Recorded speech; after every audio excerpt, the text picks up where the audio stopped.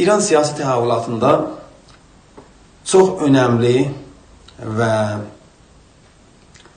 gündəmdə olan şəxslərin biri neçə ilin içində geçmiş Pəhləvi Məmməd Rza Pəhləvinin oğlu Rza Pəhləvidir. İranda onlar ki, geçmiş səltənət sisteminin nostalojisini yaşayırlar və bu rejimdən acıqları gəlir. Son illərdə Rza Pəhləvinin üstündə odaqlanaraq onu gələcək İranın alternatif kimi ortaya qoydular. Təbii olaraq geçmiş Pəhləvi dönəmini görən adamlar, onlar ki, oxuyublar o dönəmə görə Pəhləvinin cinayətlərinin Azərbaycanda və İranda siyasi fəallara qarşı, mübarizlərə qarşı və eyni halda o adamlar ki, bilirlər demokrasi nə mənadır, insan haqları nə mənadır və millət hakimiyyəti, xalq hakimiyyəti, demokrasi nə mənadır, bunlar bir təlaşdan qayıdıb şah sistemini qəbul etməzdir. Yəni, hətta ölkələrdə ki, şahlıq sistemi vardı, səltənət var, yəni məşrut səltənət vardı, onlarda yəni şah olmazdan bir nəfəri gətirib şah eləməyiblər.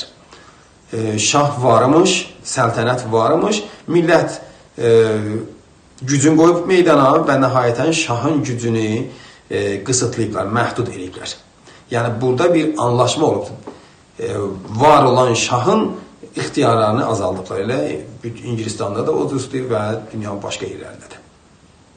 Yəni, o zaman ki, millət özü gəlib meydana və güc millətin əlindədir, daha gəlib o gücü aparıb verməz bir ayrısına. Bir nəfərə ki, sonra yəni, ondan itaat eləsinlər və özü də o nəfərin də oğlu sonra onun yerində olsun, oğlu onun yerində olsun. Yəni, hakimiyyət artıq millətin əlindən çıxsın və bir şəxsin ixtiyarında qalsın. Təbii ki, bu olmaz. Amma hər halda bu günləri İranda alternativlərdən biri gələcək üçün Rza Pəhləvidir.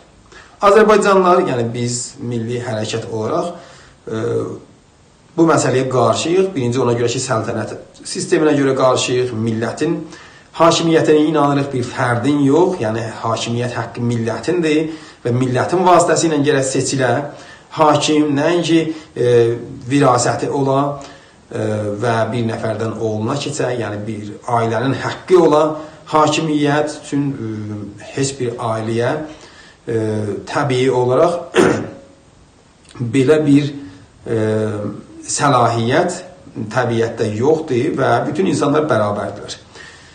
Yəni, bu baxımdan birinci, ikincisi də geçmişdə şah sistemindən Azərbaycanlılar bir sıra cinayətlər görüblər, Azərbaycanlıların xatirəsində bu qalır və özəlliklə Pəhləvi sistemindən 1325-ci ildə Azərbaycanın milli hökumətini şah rejimi gəlib deviribdir və bu dövlətimizi, milli hökumətimizi dağıdıblar və eyni halda onunla yanaşı amarlara görə, sənədlərə görə 27 min nəfər edam olubdur və 70 min nəfər hududunda sürgün olubdur. İndi bu rəqəmlər biraz oyan bir yan hələ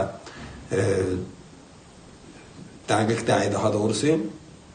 Bu Azərbaycanlıların xatirəsində qalıbdır. O nifrət Azərbaycanlılarda vardı və sonralarda ilə 57-ci inqilabda da bu özünü göstərdi. Yəni, yenidən Azərbaycanlılar gəlib o cinayətkar bir rejimin uzantısını özlərinə şah seçə bilməzlər. Amma bu arada bir başqa məsələ vardır.